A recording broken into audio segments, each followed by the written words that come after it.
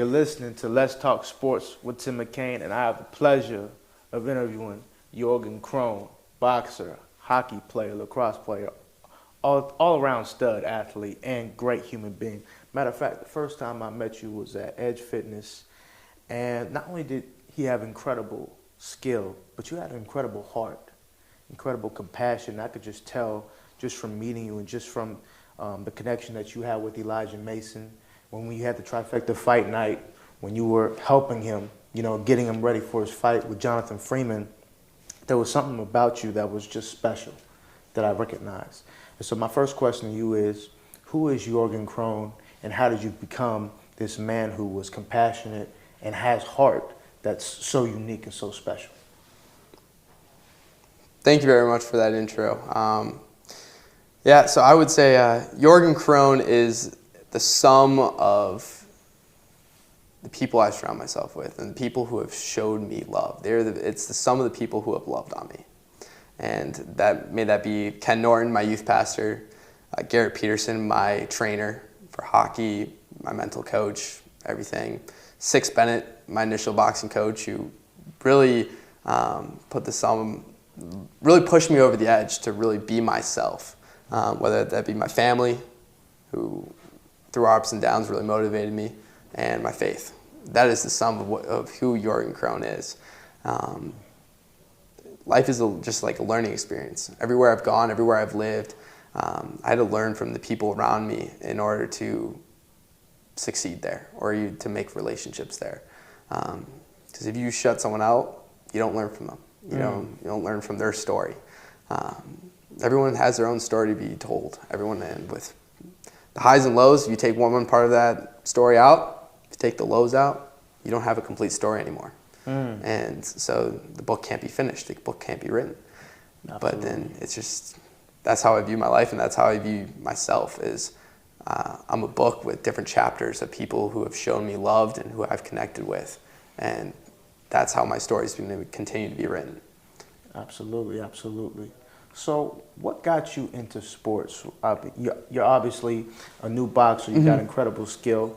But when I did some research on you, I found out that you were a standout hockey player. You also did lacrosse. When did you fall in love with sports? When did you know that sports was something that Jorgen Krone was going to do in his life? Yeah, no, I was always an active kid from when I was little. My dad always told me how I was always running around or always roughhousing. And so I just got into it. And he's like, all right, we'll get him into sports. We'll get him something to do. And so based on his demographics, he's not super tall, not super athletic. So he's like, no basketball, no baseball, football, too many concussions. So he was just kind of going through like the different sports and different like traits of between my mom and my dad to see like how I kind of would fit in. Because he wanted me to be successful at the sport that I chose. And so I found hockey. And he's like, all right. Went there. I was so scared to go on the ice that I just liked wearing the hockey uniform, and I would just run around the rink in my hockey skates, me and thinking I'm a cool hockey player and whatnot, but I would never get on the ice. And he really pushed me. He's like, all right, you got to get on the ice. You got to get on the ice. So I was like, all right, sounds good. I did it. And first thing that happened to me was this older guy stood above me. He was a couple years older than me, a lot bigger than me, just cross-checks me and knocks me down. So little old me, I get up, do the same thing to him. Yes. It was that competitive drive to want to fight. I was always someone who would not back down from a competition, whether it was like in the backyard with my mom, like there was a raccoon one day, and I ran behind my mom's leg being like, Mommy, I'll protect you, Mommy, I'll protect you, while I'm hiding behind her leg, holding her.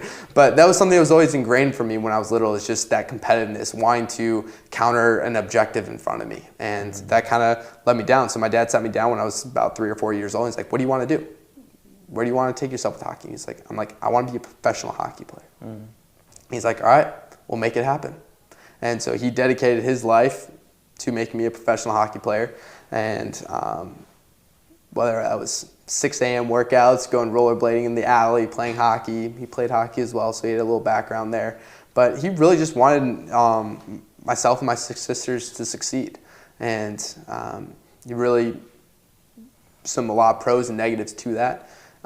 There's some things I wish he'd done differently. There were some things that I feel like it impacts our relationship in a negative way, but also in a positive way. But he really kept me going in sports, and he saw that competitiveness in me and that drive to want to fight and want to be better than other people. And just, you can take that as a negative right off the bat, but without that almost realistic mindset of always trying to work your way up, there's no competitiveness. So he saw that, and he really wanted to grow that personality trait, if you will. So, Absolutely. I'm very thankful for him for doing that. That led me down to hockey, lacrosse, archery, whatever else. And it was just kind of gifted, but all those sports kind of became my life. Day in, day out, workouts, how I ate, who I associated around, what my weekends looked like, how my schooling was. I would be leaving school on Thursdays to go play hockey in Toronto when I was in second grade. So the school changed who I interacted with. I wasn't able to connect with the kids in my grade. I was always playing with older kids. So sports, you enter in a different world where you're with people who are not in the same age group as you, people who don't live in the same community as you do. My teammates were all around Chicago, I mean, from all different backgrounds and all different walks of life. And at first it was hard for me to accept that. And I was like, I'm just going to try to be me and do whatnot. But it was just hard to connect with other people because I wasn't learning from them. I wasn't appreciative of them. I was just so focused on, all right, I got to beat you in practice. I would take practice just as serious as games, as you should, but Absolutely. I took it to the next step. I was like, you know what? I'm going to hit as hard as I can. I'm going to finish this check as hard as I can. I'm going to do this drill as hard as I can and try to outwork everyone else instead of working with them. So that's how I got into the sports, and I'm very thankful for it that I did. It taught me a lot. That's amazing. What did those experiences in hockey, because we were talking off air, and you actually moved 13 times in 2 years. What did those experiences with people teach you about other people's lives as well as your own when it comes to different perspectives, different backgrounds? What did it teach you about people and yourself? Yeah, everyone, like I said before, everyone has their own story. So I went to boarding school in Connecticut. The way I had to interact with them, or the way that I had to communicate with them, would be completely different than the kids I interacted with in Sioux Falls, South Dakota, who lived on farms or in trailer park houses. If you're not able to communicate and really hone into what they're actually saying or how they're communicating, then you're not able to really learn from them or show empathy. Empathy is the biggest thing that will allow you to connect to another person. And without that, that connection is lost. And so in order to build that, you have to build some trust, communicate, learn when to back down from a conversation, when to ask certain questions, when can you ask more sensitive questions and dig deeper into their lives, or they want to stay more surface level. And that was something that I really had to learn quickly. And I did not know I was learning this stuff until I started reading books. The 48 Laws of Power by Robert Greene.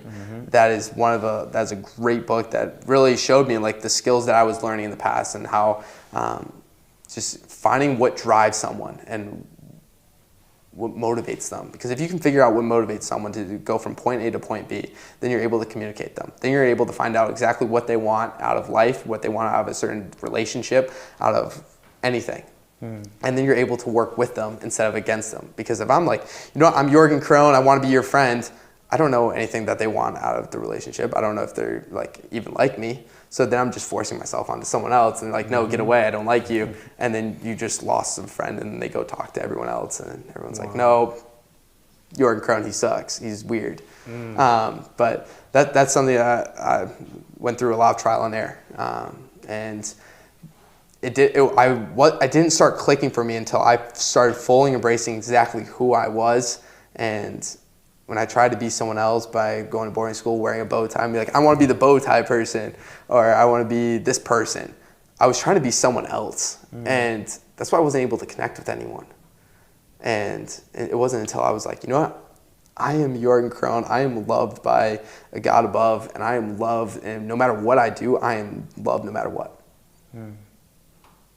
Once you understand that, once I was able to connect with that, I just walked down the road and be like, all right, I'm going to go share my love. I'm going to just go be me. I'm going to laugh at what I want to do. I'm going to dress the way I want to. I'm going to interact with the people that I want to do and just learn from them. And I took the step back, and it was more of a humbling approach. And so that's that. What Was there a peace? What amount of peace did you feel when you realized who you were, when you embraced Jorgen Krone? What was that experience like for you to find that peace in yourself? Overwhelming. So it was kind of building up after my junior year. That was my darkest point. That's when I turned to like a lot of self-harm. I turned to a lot of other negative reactions to control the pain that I was dealing with, whether that was getting into like the physical sports like hockey and lacrosse. I kind of loved those sports because I was able to kind of control the pain levels when you hit. And so that's kind of how it carried over when I was like, all right, I'm dealing with something. I don't know what I'm feeling or the control. Like, it was so tense and so fearful and so frightening. And I got baptized that year, and really that's when my faith journey really started. And throughout my junior year and senior year, and then eventually halfway through my gap year after my junior year when I was playing hockey, it wasn't until I met my boxing coach. And he's like, you know what? Just be you. Be Krone. Be Kronos. That was the fight name he gave me. Be Kronos. Doesn't matter what anyone else thinks of you. Show them love, but don't give up your value to them. And the combination of what I was learning from my youth pastor, my mental coach, also my best friend, and from 6, it was an overwhelming calmness. You know, I can walk into a room and be like, yes, I'm Jorgen Krone. This is what I did. This is who I am, and be comfortable in my own skin. I wasn't trying to be the most successful person when I walked into a room. I wasn't, because that's how I usually was. I would walk into a room and be like, all right, who's better than me? Am I the best one in this room? Am I the best dressed? Do I have the best personality? Who's my competition? Who do I need to beat? It wasn't like that anymore. I would walk into the room and be like, I'm comfortable who I am. If you're better than me, cool. I want to learn from you. That's awesome. Like, I have so many other passions, and when I let go of hockey and I let go of trying to become this person, everything just opened up. And it was incredible how I could just sit back and just be me and put in my work ethic, and doors would just open that I never thought would. Not once did I think I would be coming to High Point University. Not once did I think that I was going to walk into Edge Fitness and start boxing there. Not once did I think I would become friends with Elijah. Not once did I have any of these expectations, but they just open up these relationships, and I just follow them with an open heart. And that's how I approach anyone. I walk into a gym, and everyone's like, I kind of see myself in them. That night when I met Elijah, I walked in the gym, the only white person in the room. No one else. I was trying to talk to people, whatnot. I was like, all right. I know Daniel, he's the promoter for Trifecta. Don't know him too well. He starts chirping me about being a pretty white boy, and I was like, well, at least I'm not holding a Starbucks cup. And he was just sipping on a Starbucks. He just started laughing and left out the room. But it was weird. It was weird. I'm like, all right, just keep being me. Don't worry about how other people are viewing you right now, what they think of you. Just keep being you. So I'm like, all right, sounds good. It's like mental conversation I had. Go up to one fighter. I'm like, hey, do you read books? And probably the worst question to start off. And he goes, wait, yeah, I actually do read books. I was like, awesome, let's talk about it. So we just started talking about the same book we were reading. And it just kind of led from there. And eventually that conversation died down as another person came over. And I was like, oh, no, I can't talk about books in front of him. So it kind of went back down. I was like, all right, now back to just sitting by myself and whatnot. But it wasn't until after the fight, after our sparring match with Elijah and working with him, that like, oh, this guy's actually legit. Like, oh, this guy can actually box. He's not some fraternity dude who's gonna get his butt whooped in a ring. No, it was just like someone who I loved being in that room. In that ring. That ring is kind of my home. It was a home that I was welcome to. It wasn't mine. I was welcomed into it, and I was shown love. And that's kind of the love that I want to share with everyone else when I walk into that ring. And so after that sparring match, best friends with Elijah, best friends with everyone else in that ring, and now I have a very strong relationship with Daniel, and that's also how I met you. And if you walk into that ring with an open heart and knowing who you are and just being you, that's all you have to do. That's all you have to do. You don't have to try to be someone else. I'm not someone who's going to sit there and make fun of you or chirp you just to degrade you or to mentally mess with you. I'll mess with you in my own other ways by being just myself. Yeah. But yeah, that's where it really took off for me. That's amazing. That's amazing. So let's go back. Let's go back to your hockey career. So Yes, you sir. had a conversation with your father at 3 years old. You told him that you wanted to be a professional hockey player. What was the process like overall of trying to become that professional hockey player throughout the years, as well as how hockey defined you as a man, and how it's helped you develop as a man as well? Yeah, no, hockey. So that initial conversation with my dad, he wanted to see where he wanted to love me. He wanted to show his support, and so that way I could accomplish the goals I wanted to do. He's done that throughout my entire life, and I'm very, very thankful for that. He's someone who's really motivated me and really kept me going, even when we don't see eye to eye, which is pretty often. But you know, that put a lot of strain on our relationship. It kind of really divided us. It was hard for us to communicate with each other, and we'd get into constant arguments, kind of why I felt like I was kind of the black sheep at home. I didn't realize felt like I belonged because he kind of took on the role as a coach, or when I said I wanted to be in the military, a general, and whatnot. But that was his way of expressing love to me. And he created that discipline in me to dress properly, to eat properly, to show up to workouts on time, give it my all in every practice and every game, because that's what it took to become a professional hockey player.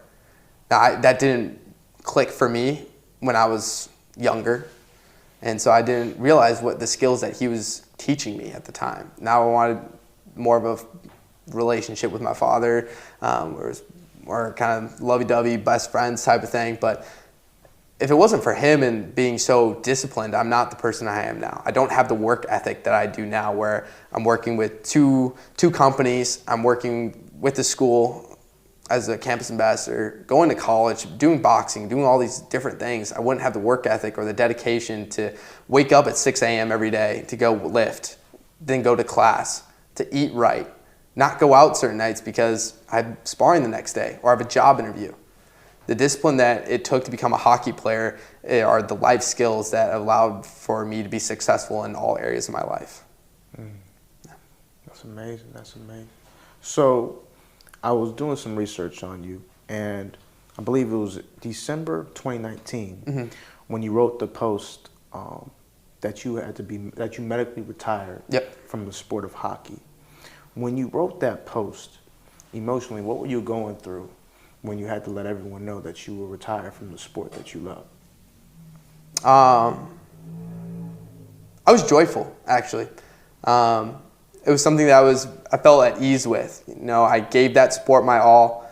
I knew I had the work ethic to to get to where I wanted, but I also knew that I wasn't the most skilled player ever. I know it would take a lot of hard work and a lot of dedication to that, but I was more so excited for my future. I was content with that. I knew that God had a different plan for me. We were talking about earlier when we were off script, and it was when I was in Fairbanks. There was a spiritual moment with him when I was sitting down on the bench of the hockey rink. He told me, "You're done with hockey. You're not playing anymore.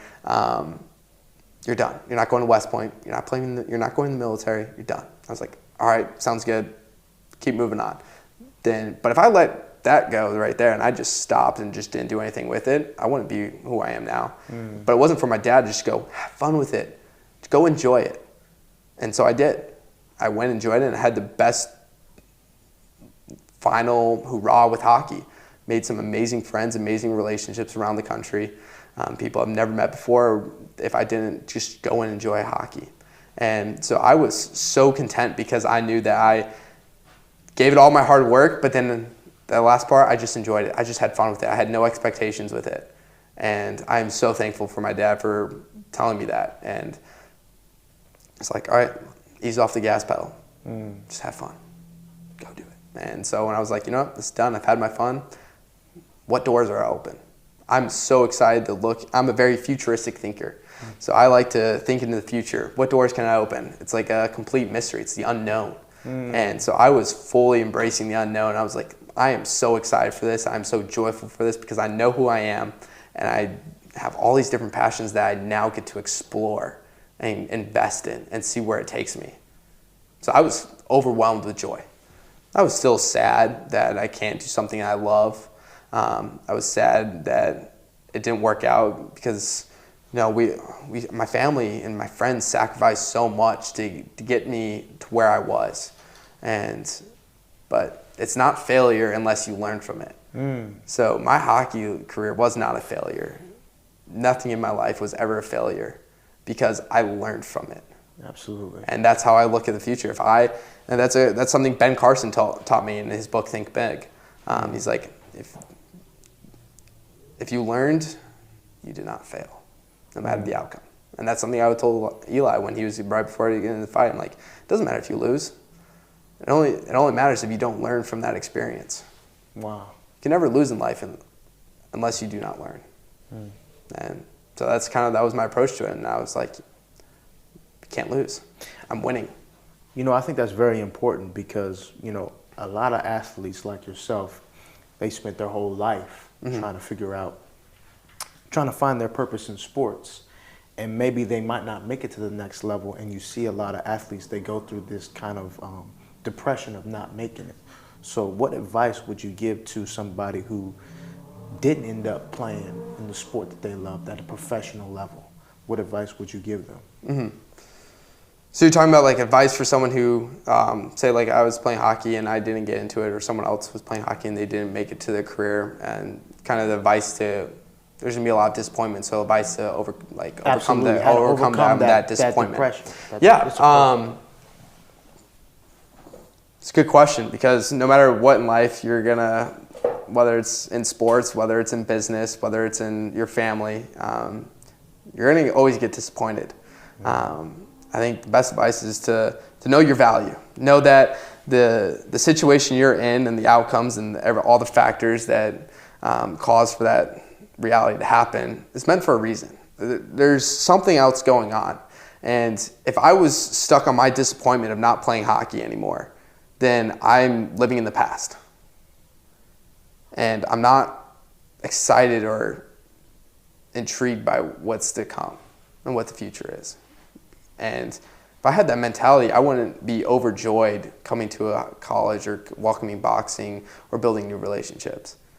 The best thing is to know your value, to know that outcome, that failure does not define who you are. You know your value, you know who you are. Don't put expectations of that this event will make me special. I went into it thinking, hockey's going to make me special. Hockey's going to separate me from everyone else. Hockey's going to make me, hockey's going to get me into college. Hockey's going to make me this elite person in the military. That's what I wanted to do. I was putting that expectation that this is going to give me value. But you go into it knowing that the sport or whatever interest you're in does not give you the value, then there's no need to be disappointed by it, because you are still who you are. As long as you maintain that, it doesn't matter what happens. Like I said before, that disappointment, it's okay to be disappointed and grieve over that loss. That's totally normal, but do not let that affect who you are, what you want to do in life. It's just a little bump. That doesn't define who you are. Continue being you and keep pushing on and just learn from it. If you learn and you go about it with love, there's nothing you can't do. There's nothing that you can't overcome. And for me, I found that through my relationship with faith. That was something that I would say I'm a Christian, but I would say I'm more of a Jesus follower. My relationship with my God's going to be different between your relationship with your God, whether you believe in Christianity, Hinduism, Judaism, or you don't even believe in God, you just believe in the universe. It's the same concept right there. It's just, I'm doing this life because I know someone up there absolutely loves me for no matter what I do. I'm not going to do boxing because that's going to make me feel loved. No, I'm doing boxing because it's something I love to do. It allows me to be who I am. It allows me to meet people who will unfold the next stories in my life. I do boxing because it's just, I love doing it. Yes. I don't put any expectations on it, whether it's going to amateurs, Olympics, doesn't matter. It doesn't matter if I don't do another sparring session. I'm doing it because I love doing it. And if you're doing that, and I'm not going to know that boxing is not going to affect my value, then there's no need to be overwhelmed in depression about it. And I think that's really critical, is the mental health of a lot of athletes and a lot of people. Yes. I'm actually talking on a podcast later with a wonderful girl here named Jada. She has a great podcast called Keeping Up with Jada. That's her name right now, subject to change. But we go on there talking about mental health. And I think that's something I struggled with as well, because I used to, but I didn't get ice time. I was so disappointed. I'd be in my room all upset. Why didn't I get play? I deserve this playing role over this kid. I do such a better job. That impacted my relationship with that teammate. That poor relationship with that teammate created a bad image on myself that I wasn't a team player. So that affected my relationship with my entire team. Now, they didn't see that I was a team player, so then the rest of the kids at the school that was all athletes didn't see that I was a team player. My team didn't like me, so then the other students didn't interact with me as well, because I was so focused on overcoming my disappointment of not achieving something because I was putting my value into it. But once you take that out of the picture, there's nothing to be disappointed about. That's amazing. That's amazing. The transition to boxing, what was that like for you? And do you remember the first moment that boxing was what you wanted to do after hockey? Yeah, it was two guys in my church. They started doing boxing. I came back home from Springfield, Illinois, and after going to the doctors and stuff, trying to get all that figured out. But I walked into that gym. It was a completely different environment, that somewhere that I did not belong. I was a North Shore white boy wearing Sperry's Lululemon with sweatpants tucked into his high white socks. You're standing a picture, and this guy, my boxing coach, all tatted up. He's got the faux hawk, the nice beard, the swagger all over, the LED lights on the wall. They got the nice shoe game, completely different. It was somewhere I did not feel. I was like, oh, this is not where I would really expect myself. I'm like, this is cool. This is awesome. I love this. This is amazing. And I was like, I just went there with the biggest smile on my face. I was doing the 1-2 combination with the hook completely wrong. I mean, I had some because my dad did jiu-jitsu, so I knew how to throw a punch, but it was not so good. But I remember there just being overwhelmed with happiness, and I could feel the energy that gym brought to me, and what Six Bennett and his marvelous family really showed me, and that's what drew me in. That's what made me want to do 6 hours of boxing every day, because I wasn't in school. I just graduated high school. I had nothing else going on. I was just laying around because I was going to get double hip surgery. So I was like, all right, sounds good. I'm going to school in the fall. I got a lot of free time. So I would spend 6 hours in the gym every day for a month before my first surgery. And the love that they showed me was incredible. It wasn't the love that I shared on any other hockey team, any other lacrosse team, any other organization that I was ever a part of. The love that I was showed in that boxing gym and in that ring was incredible. And that's what motivated me to go there every single day. Even after my hip surgery, 2 days later, I was back in that gym in a brace, sitting on a stool, learning other skills to help my boxing. When I was in quarantine and we couldn't go into the gym, I would wake up at 4:30 in the morning and start shadow boxing and working out what I could do and do all my therapy stuff before I went and worked in the factory. It was something so passionate and so energizing that I just loved doing it, and I had no expectations with it. It was my approach to it was completely different than hockey, and that's what made it so fun. It was just overwhelming love that people showed me that I never felt before, and it was incredible. And that's where I like to take it to every gym I go to. Everywhere I go, I wanted to share that same love that I was shown when I walked into the gym, because every gym or everywhere I go is someplace that's not mine. Yeah. Whether it's the fraternity here on campus, whether it's a school in general, whether it's another club or someone else's home, I'm walking into something that is not mine, and then the best way to become part of it is to show them love, so that way they will show you love in return. And that's how you grow your family, and that's how you grow your story. That's amazing. Favorite sparring sessions, whether it be in Edge Fitness or gyms? Just explain it. Some of your favorite experiences. Let's go. So back home at Marvelous Fight Studio, his son, Six Bennett's son, Jericho Bennett. Keep an eye out for this guy. He is a legit athlete, and this kid is incredible. 13 years old, and we're just sparring with him. And I'm like, okay, I'm a 20-year-old, 19-year-old athlete. I know what I'm doing. I can hit pretty hard. And I'm like, okay, let's go. In the boxing ring, I'm all stiff, just moving around, just locked up. And this dude's doing circles on me, and he's like, and Six goes, all right, light him up. And this kid like, bang, just knocks. And I'm just like stars. I'm like, okay. That was something. Did not expect a 13-year-old to land that solid of a punch that I was seeing stars. And I was like, all right, give me like an 8 count real quick. Like, let me just take a break real quick. But those were probably my favorite, because we would have everyone lined up on the outside, and you had to do a round with each person. So this was my going away sparring match. So whether it was the 7-year-old there or whether it was the coach himself, you did a round with everyone. So that's why I love sparring with little kids.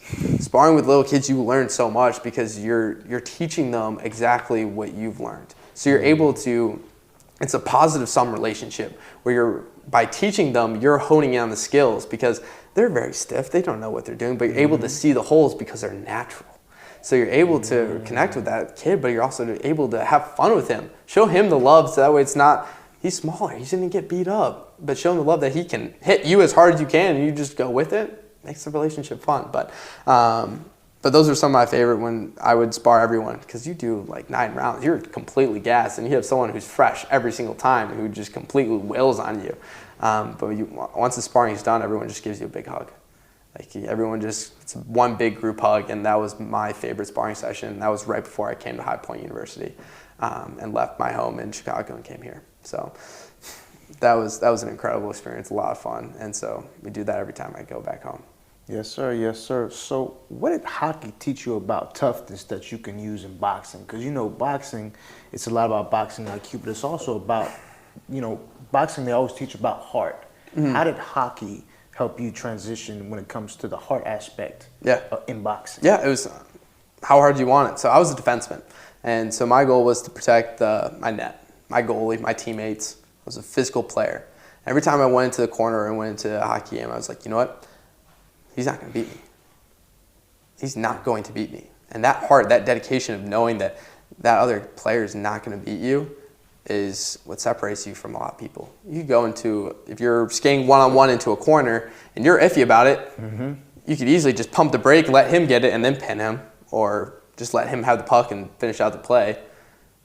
But going a million miles an hour straight into those boards against someone else who's trying to do the exact same thing is a one-on-one battle that I absolutely loved. When it's that competition between one other person, no, I want this. This is something that I want. I've worked too hard to get here. And that's something I carried over to boxing. What happens in the ring is the sum of your work ethic and your lifestyle.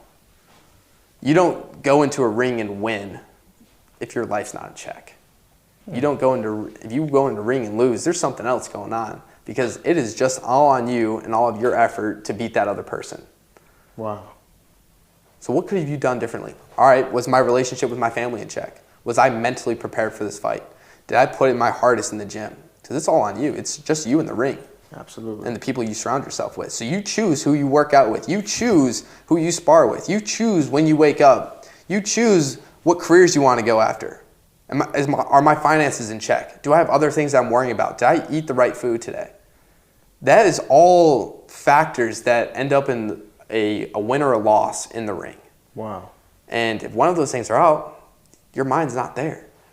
You don't have your life in check. And that's how I use boxing to kind of gauge where I am and make sure that my life is in check, so that way when I step in the ring, I don't have to worry about anything else. I'm just worried about the person in front of me. There's nothing else behind me or in my life that I'm concerned about. I'm just solely focused on being this one person. And how I do that is by making sure everything else in my life is in check. Whether it be the smallest detail. Was my bed made? Make up your bed. Make your bed every day. Wow. Yep. I love it. So you talked about off script, I believe, where you said with hockey, you would go 100% all the time. But in boxing, you couldn't necessarily do that because it's almost like a step-by-step climbing a ladder experience in boxing. Explain the transition of progression as a boxer, learning that you can't just go all out. You have to learn step by step. Yeah, that was one of the hardest things to learn between the two sports was that aspect. So in hockey, every time I went into the weight room, as hard as I can. Every time I did a sprint, as hard as I can. Every time I went into the battle every time I took a shot, every time I went to hit someone, as hard as I could. But if you carry that over to boxing and you start throwing as hard as you can, you are tense, you are locked up. You're throwing with an ego. That is something that will only hold you back. Get you knocked out. It will get you knocked out, it will ruin relationships because you are coming at that person with anger, with intensity, with an ego is like, I'm better than you. I'm going to beat you up because that's going to suffice my ego. But if you take a step back, and my favorite saying, what my coach says, excuse my language, but take your big dick, wrap it up, and throw it away. That's exactly what he had to teach me, friend. It took a while for me to actually understand that. And so now when I get into the ring, like I'm dancing in there, I'm smiling, I'm having a good time. Like I'll wink at the other guy. I'm just having a grand old time. And I know that I'm not going to throw as hard as I can every time because then I'm wasting energy. You have to be strategic. You have to find your opportunities, create, evolve. You have to flow through it. And that wasn't something that I took seriously with hockey. And I think that's why I wasn't at the skill level that I was at hockey. Now, you can apply that mentality to every single sport. My mentality in hockey was not correct, and that prevented me from actually becoming the skillful player that I could have become. Whether it be for any athlete or anyone in anything. If you're trying to do it with your ego and go 100% every single time, you're going to run out. You're not going to be able to adapt to your situation. Because if I'm in boxing and I'm throwing it 100% every time as hard as I can and committing to every punch, he might bait me in and then counter me and I get knocked out. Life will do the exact same thing. If you're going at it with me like, I'm going to show him where my ego is by attacking him as hard as I can, life's just going to be like, all right, eat this one, I'm going to throw this one. Bang. You were knocked down bad because you went after it with your ego. You were trying to big dick it.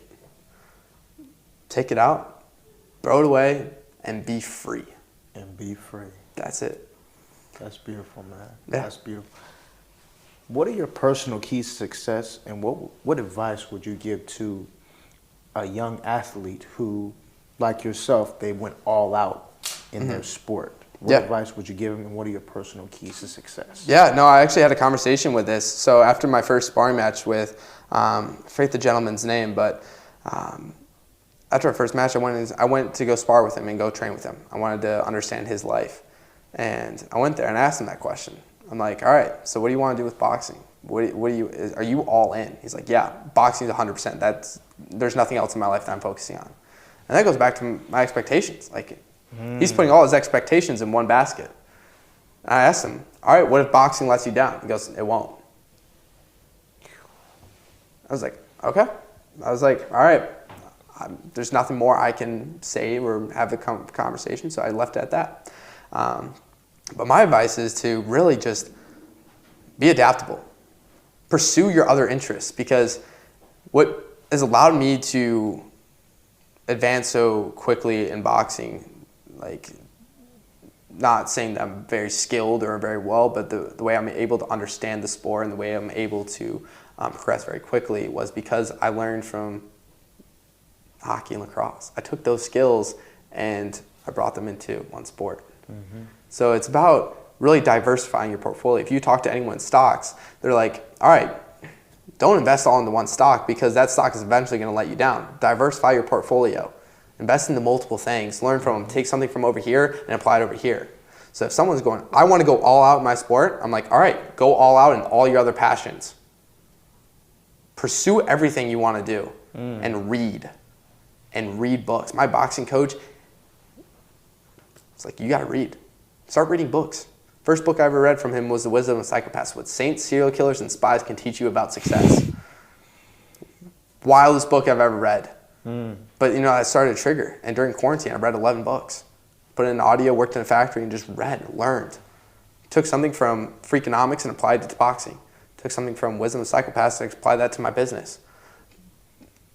Diversify your portfolio. Don't go all into one sport. Explore your passions, explore who you are, because ultimately that will allow you to succeed, and no matter what you do. I love it. I love it. Where can the people follow you on social media? And do you have any upcoming fight events that people can watch and see and support? Yeah, so on the fight aspect, I'm not sure when my next fight will be. So I think I'm going back home. Marvelous Fight Studio will be putting on a tournament this summer, I believe. So we're still figuring out the details for that. But I'll be back in the fall. So I'm going to Chicago for the summer, but I'll be back in late August, early September. And I know Edge Fitness will be doing a lot of sparring at least once or twice a month once we get back. So you'll see me a lot there, and I'll keep you updated with that stuff. But Absolutely. You can follow me on Instagram. I believe my username is Jorgen.Krone. Snapchat, Jorgen Krone, one word, JORGENKRONE. Yeah, so that's where you can find me. I'm not really a big Twitter or Facebook. I kind of like to keep my social media limited, but I'm always happy to talk. So if you guys have any questions or you want to get to know me a little more, I'd be more than happy to sit down and grab coffee with you sometime, and or even show you around campus. So. Absolutely. Thank you very much for you and your story, brother. Pleasure. Appreciate it, man. Yes, sir. Yes, sir. Appreciate it.